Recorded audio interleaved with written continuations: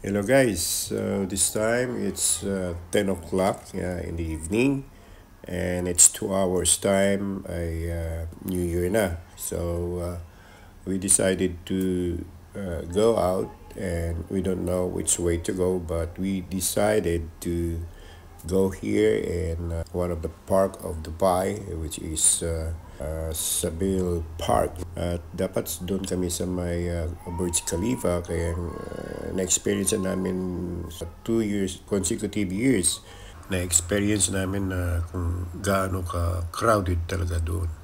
So, yun lang nga at ang hirap ng maghanap ng parking area.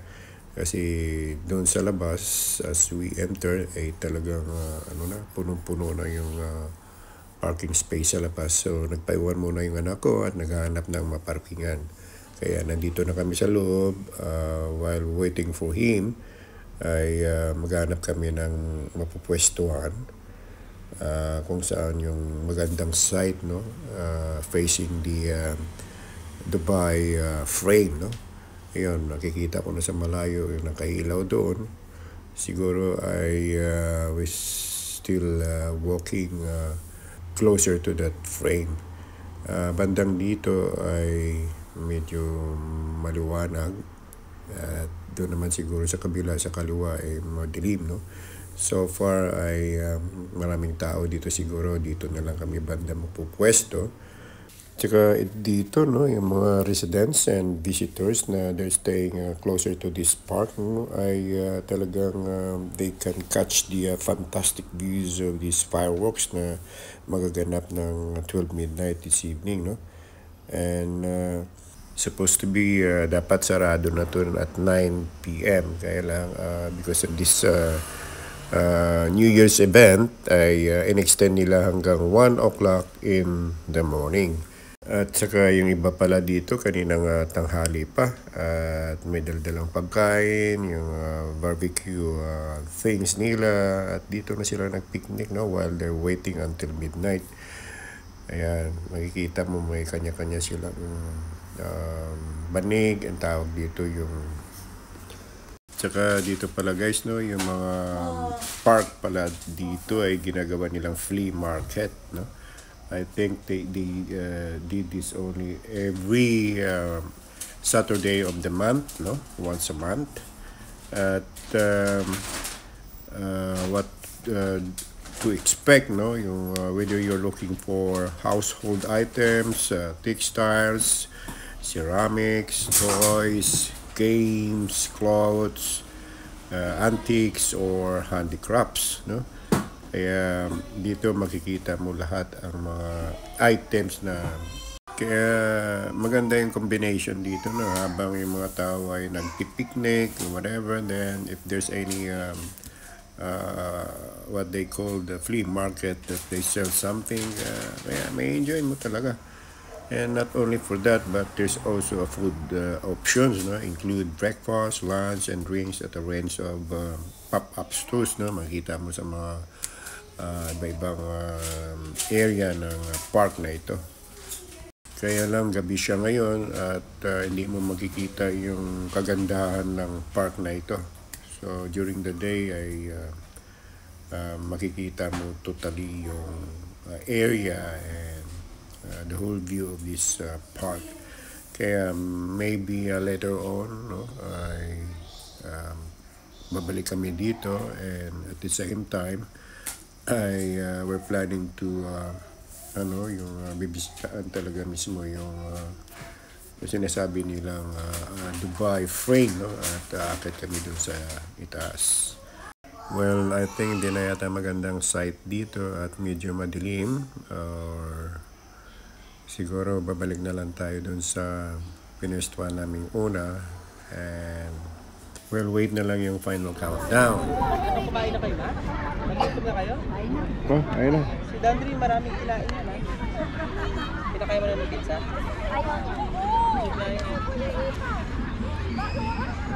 Oh, dapat yung tent natin. Ah?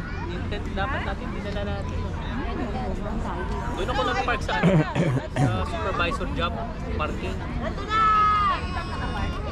May iba naman, di ba? Hindi sa labas. Minimum na natin. Pag sa bahay, Malungkot. Hello guys, so nandito kami ngayon sa labas and nasa loob kami ng isang park. Tinatawag ng park. Anong park to? Park Zabil Park. Nandito kami sa loob. Ngayon nakikita nyo yan ang Dubai Frame. Yan.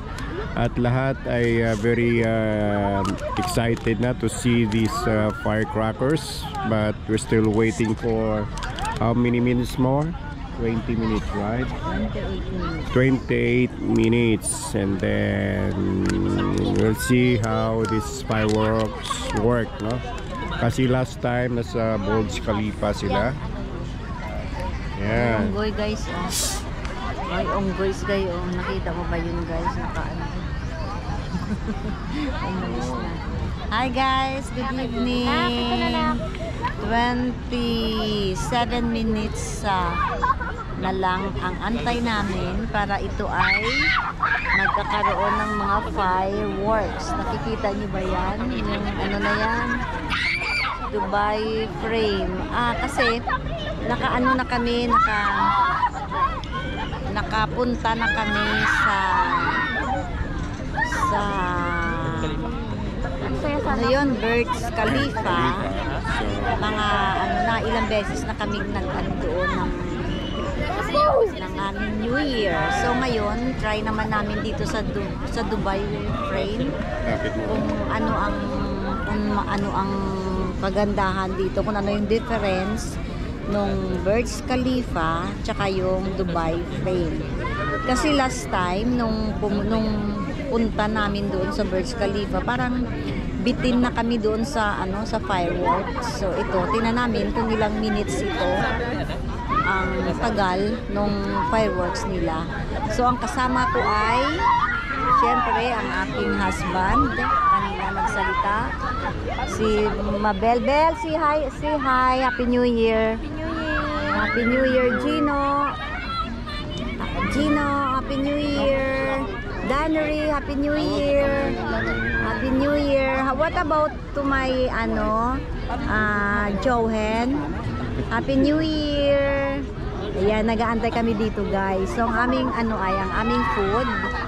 Ito ang food namin.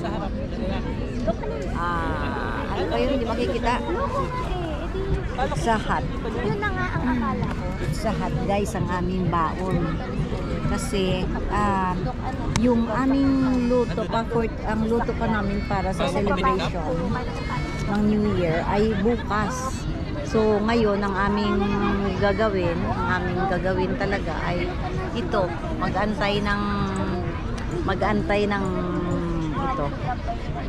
Ganda, no, di ba? Andito kami banda sa may sa may gilid kasi yung doon banda malapit bale. Sarado siya. So siguro doon manggagaling yung baka siguro nila sinarado doon kasi baka matalsikan kami ng mga fireworks. Kaya mas maganda din. Tingnan nyo, naglatag kami ng banig. Naglatag kami ng banig. At ang dito, ang aming hindi ito free. So mayroon siyang entrance na bell. Magkano nga bilang entrance dito, Bel? 5 per head. 5. So ganito kaganda, tapos 5 dirhams lang ang entrance. Dito talaga sa Dubai, hanggang maaari ililibre nila yung mga tourist spot nila. Pero dahil nga sa may itong park na to pala, pwede kang magluto. Pwede kang magdala dito ng yung mga nadaanan namin bago kami nakarating. Nagluluto sila, nagba-barbecue. Kaya nga sabi nga namin, alam namin na pwede palang mag-barbecue. Nagtimpla ako ng barbecue. Lumipat na sa harap si Shibab. Guys, mamaya, balikan namin kayo. So sa ngayon, nag-aabang pa kami mga ilang minuto pa bago ito gano'n ng fireworks, New Year. Mag-New Year dito. Diyan alam namin sa Pinas na tapos na kayo. So, kami naman nag-aabang. Tapos yung sa UK, Ikot kami, nakailang ikot kami. mga ano pa sila. Ilang oras pa sa UK? -4 behind. Buti na lang. So, Si Doc Pida, kaya binabalak pa sila sa mga ano. pinagalan sa sakyan. Kaya, shout out to my family. Happy New Year. Lalo na sa inyo, mga anak ko, ako, kapatid ko, lalo na sa nanay ko. I love you, nanay ko. Happy New Year. Si Doc Jenny, nagdadalawang Mga pamangkin, nagdadala. mga tiya, pinsan. Magdala ka. Happy New Year sa inyo lahat. Shout out. Pahirapan na. Nawa ang ating magiging 2024 ay magiging ang ipag-pray natin na mapalapit tayo lahat sa Panginoon. Yun na naman yung purpose niya sa atin na mag-glorify natin siya. Kaya guys, maya ulit. Okay? See ya again. Okay? Okay. Tapos, nahili mga bata. Shout out! Shout out!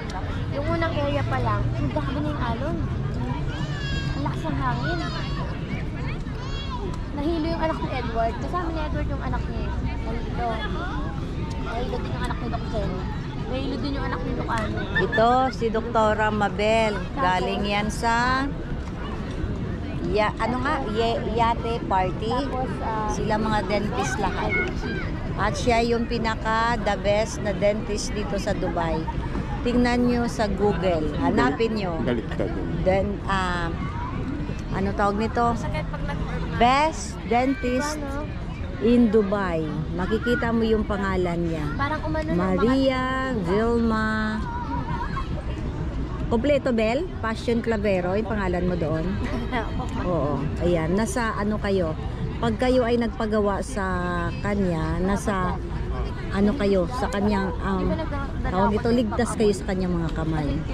Imaginin mo yan, ha? Hindi ba siya magiging the best niyan? Nahilo din yung Na, asawa ni Edward. yung si Marlon, shout out. Siya yung Secret pala ganito. Grabe brace yung alon eh. ng ilang buwan lang sungki niya na tuwid. Ilang buwan ka lang si Marlon Bell Gumalaw-galaw. nag-brace? Ay, hindi ko na po maalala. Tumuwid ka agad? Wala pa isang taon, no? Mga isang taon po yan. Oo, yung iba, naku, ang tagal-tagal. Kasi bawat konsulta, bayad. Dapat kumano ka. Ayan, hello. Nakatayo ako eh. Oo. Second. Pwede lang sa 1 minute.